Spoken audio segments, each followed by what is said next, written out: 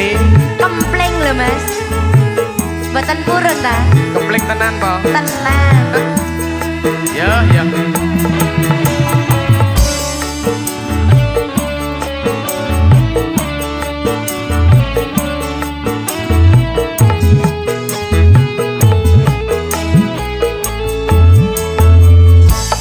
Ndak pundi cah ayu badhe tindak pundi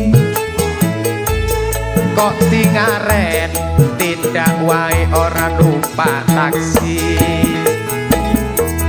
dhewean opo ora wedi timbang nganggur kula purun ngancani.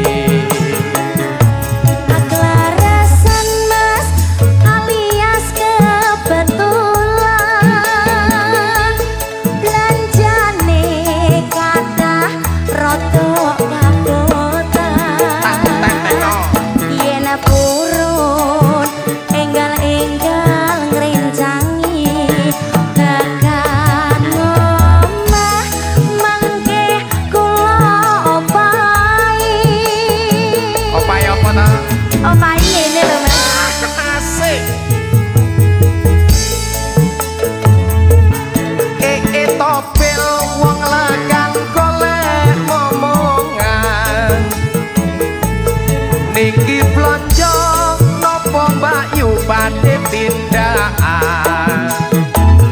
Ampun kalau Mas sampean ampun kuciwo kula rondo anyaran ditinggal lunga Awan-awan lunga blonjo ning pasar pae perawan rondo kanggoku rapatek penting andeng Semarang Mas tuku gelang karo anting-anting josu malang nadyan rondo dijamin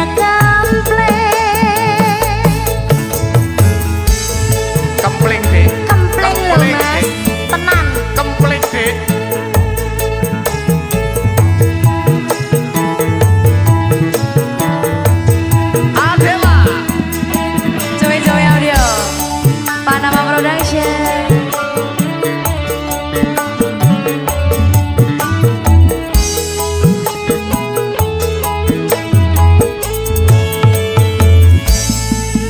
Pundi cah ayu badhe tindak pundi mriko lho Mas kok tingaren tindak wae ora numpak taksi